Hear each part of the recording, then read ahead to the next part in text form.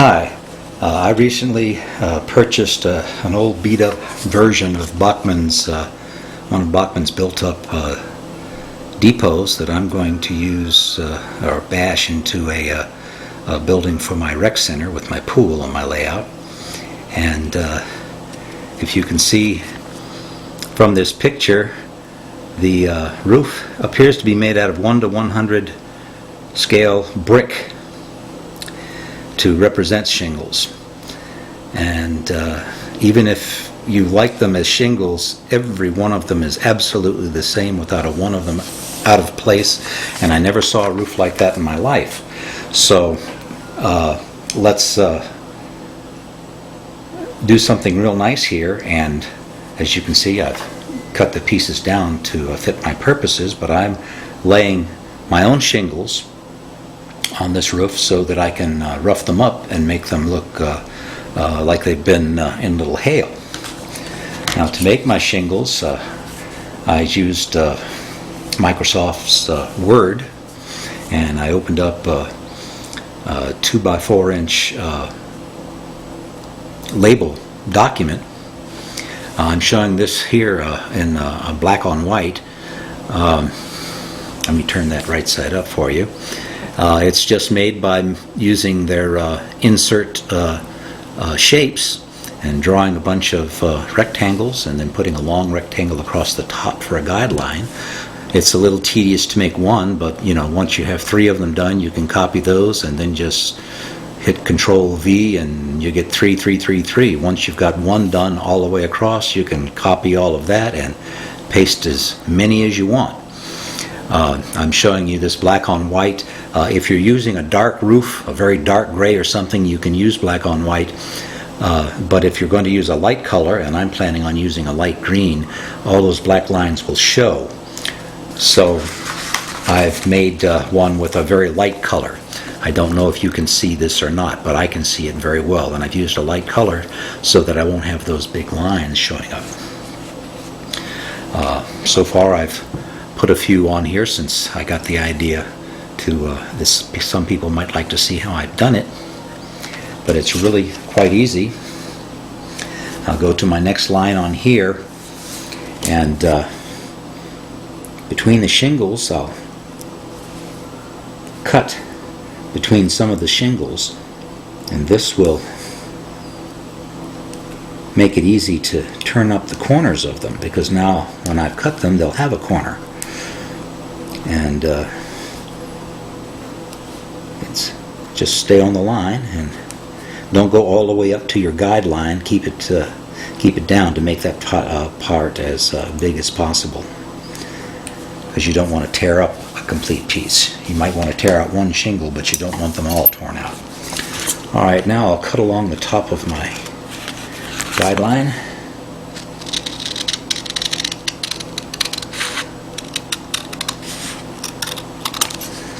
And cut the bottom of the shingle.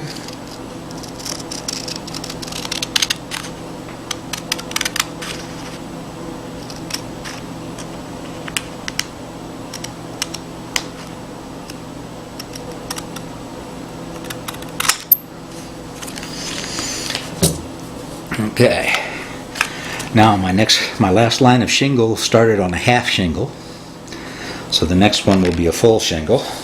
The first one will be a full shingle. So I'll cut the edge off here.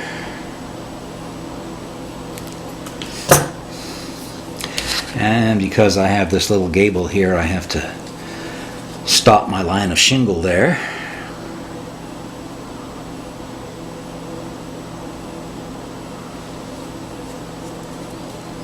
Just cut that with the knife.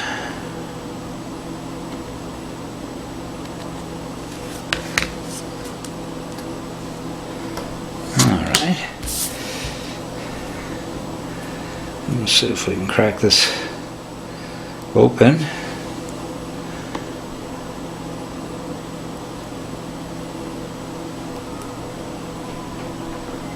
There we go. And lay the shingle down following that guideline, that top rectangle that covered all of the smaller rectangles. Get them properly offset. The slits also allow you to have some range of movement in laying the row of shingles. Makes it slightly flexible. And then you can pick up wherever the slits are, you can pick up a shingle. Find a slit, just pick up a corner, pick up the whole thing like I did there. You might even want to tear one out. Don't pick them up from the same side, pick them up from the opposite sides too. But as you can see, the little lines of the shingles that I have in here you can't see very well in this video, but you can certainly see where I popped them up.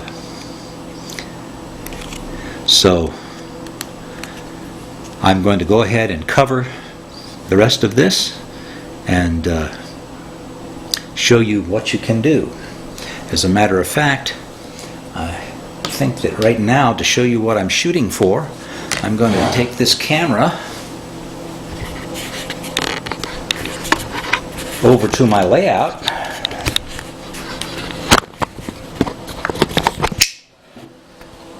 which is right here, and bring it in and show you a shingled roof. You see how this looks much more realistic than 1:100 brick.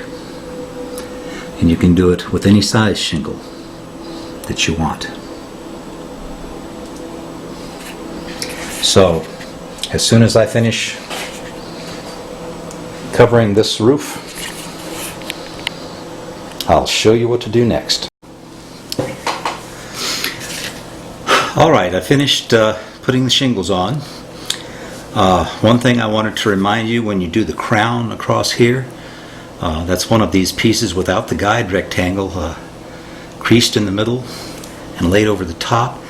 If your roof has two pieces and you're planning on lighting it, you've got to make sure that that gap in between is filled with something opaque, because this paper and its color on it is not going to keep the light from shining through. So when you do the crown, the piece that goes over both sides, here and here, a light inside will shine through if you don't put something opaque in the joints there. Now for coloring, as you can see, I've already started and experimented a little bit so that I could show you exactly what I wanted. I'm using weathering powder. The reason I like to use weathering powder is because it doesn't cover uniformly, therefore gives a more natural appearance and a more weathered appearance. I'm using grubby green and medium gray. These are by AIM products, sell for about $5 for one of these, what are they, 1 ounce containers. I use a brush that I've cut down so that it's a little stiff so that I can grind it in. And another nice thing about using powder instead of paint is it won't get the paper wet, and when I use green and gray, I end up with green and gray, not a mixture of green and gray, because the powder mixes together, but it's still pieces of green and pieces of gray. So we'll just rub them in.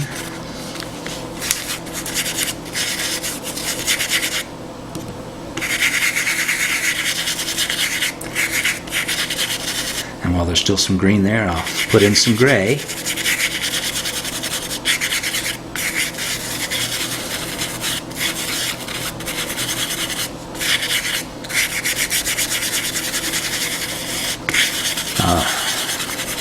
When you're done, it's not necessary to cover the powder with anything. It will, what you don't grind into the paper, you'll dump off. The paper will then be colored. but you won't. There won't be any powder left to rub off.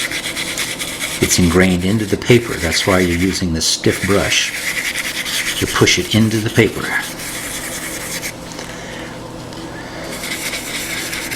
And as you can see, when we're in end scale, doing a roof doesn't take very long because our buildings are so small.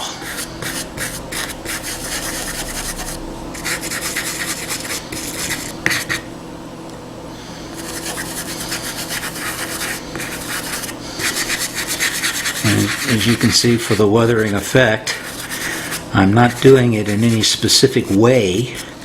I'm just grinding the powder into the paper.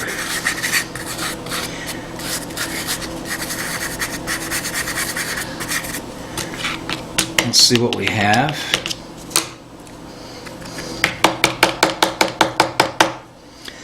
Alright, I think I might want a little more on the top of this crown here, and I'm going to use the darker color there.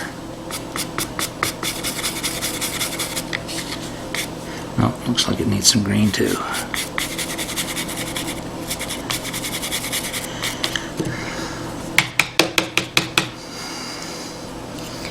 Okay. Shake off as much powder as you can, but as you can see, there are white highlights as well as the green and gray, and this looks very much like a composite shingle. So now we go about the other tedious portion of flipping up where we cut. And if you want another one someplace, just go ahead and cut it right there.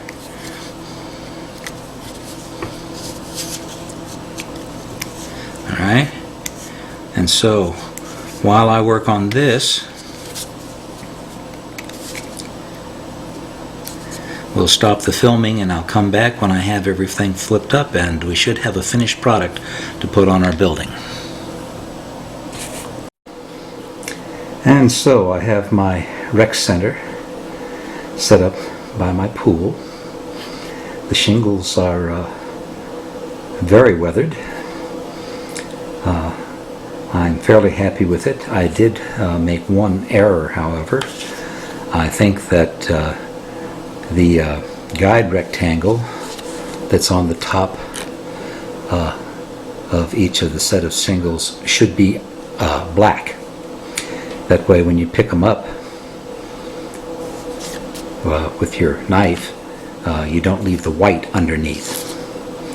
I solved the problem for this particular project by using this very small paintbrush I got at the Hobby Lobby.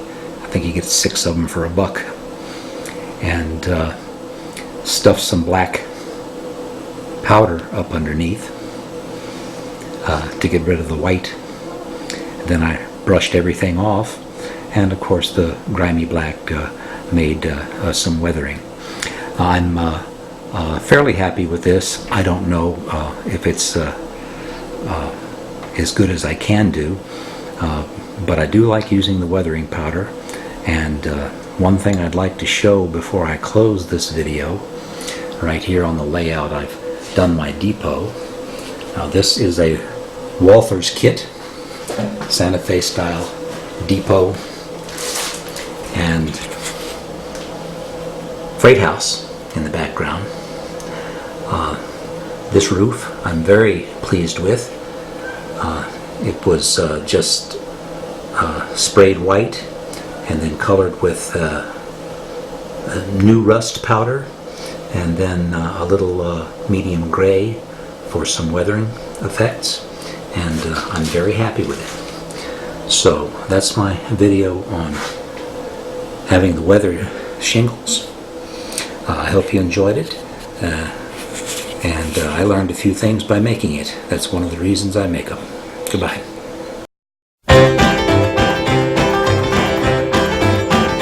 This old house house once knew his children. This old house once knew his wife. This old house was home and comfort as they fought the storms of life. This old house once rang with laughter. This old house heard many shouts. Now he trembles in the dark.